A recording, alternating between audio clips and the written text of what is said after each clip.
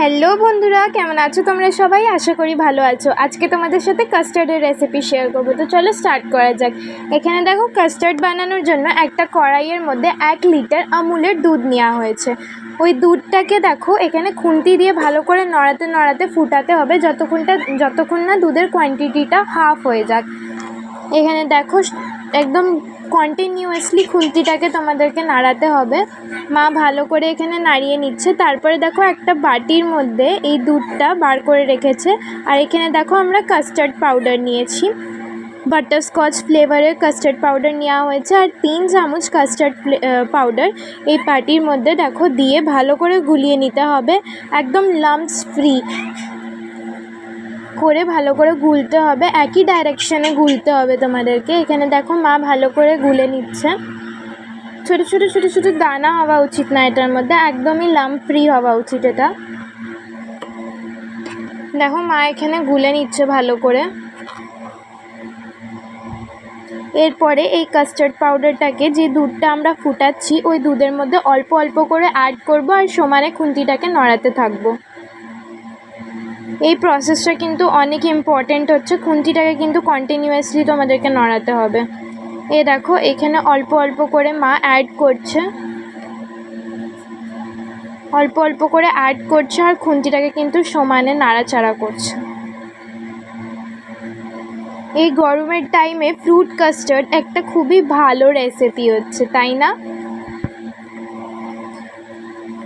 এরকম আরও রেসিপি দেখতে চাইলে অবশ্যই কিন্তু কমেন্টে জানিও তোমরা নেক্সট কী দেখতে চাও।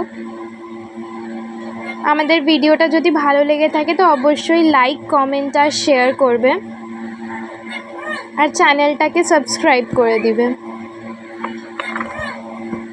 যদি তোমরা ফেসবুকে দেখছো তাহলে ফেসবুকের পেজটাকে কিন্তু অবশ্যই ফলো করে দিও। দেখো এখানে কতটা দুধের কোয়ান্টিটিটা কমে গেছে। আরেকটু কমাবো আমরা, বেশি কমাবো না, এর থেকে একটুখানি কমাবো।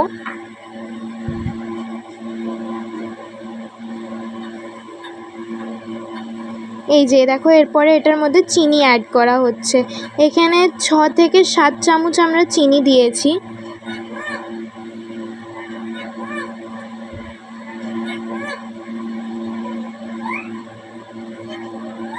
দেখো চিনি দিয়েও এবার এটাকে ভালো করে মিলিয়ে নিব।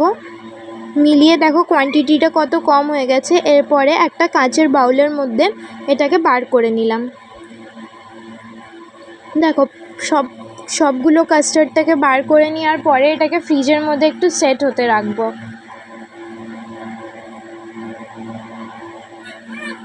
1 ঘন্টার মতন তোমরা ফ্রিজের মধ্যে কাস্টার্ডটাকে সেট হওয়ার জন্য ছেড়ে দিবে।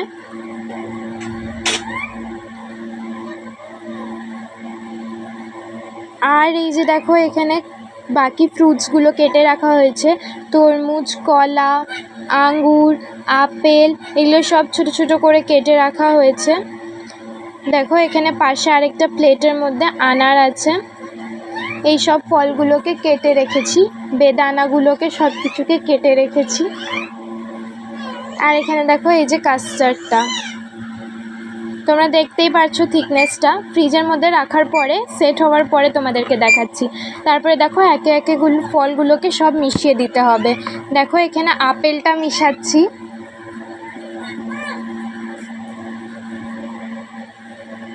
আপেলটা দিয়ে নেওয়ার পরে তরমুজগুলোকেও দিয়ে নিব।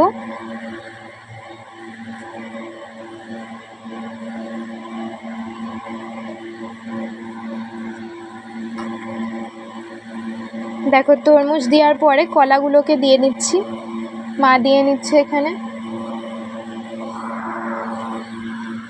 তারপরে দেখো ছোট ছোট করে কেটে রাখা হয়েছিল ওগুলোকেও দিয়ে নেওয়া হলো।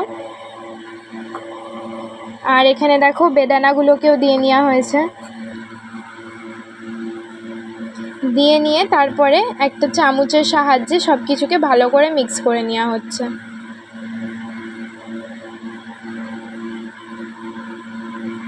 নেক্সট রেসিপি তোমরা কি দেখতে চাও অবশ্যই কিন্তু কমেন্টে জানাবে। ভালো লাগলে অবশ্যই লাইক করবে ভিডিওটাকে। দেখো এখানে কাস্টার্ডটাকে সুন্দর করে মিলানো হয়ে গেছে।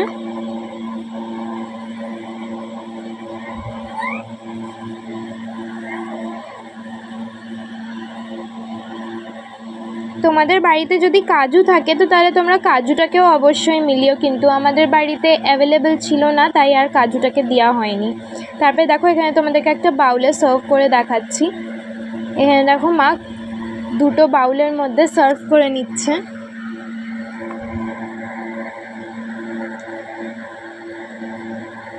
তারপরে এটাকে গার্নিশ করার জন্য এটার উপরে একটুখানি টুটি ফ্রুটি স্প্রিঙ্কল করে দিবে। এই যে দেখো টুটি ফ্রুটিগুলোকে এখানে স্প্রিঙ্কল করে নেওয়া হচ্ছে। কি সুন্দর লাগছে না এই ফ্রুট কাস্টার্ডটা দেখতে, অসাধারণ। ব্যাস আমাদের ফ্রুট কাস্টার্ডটা তৈরি।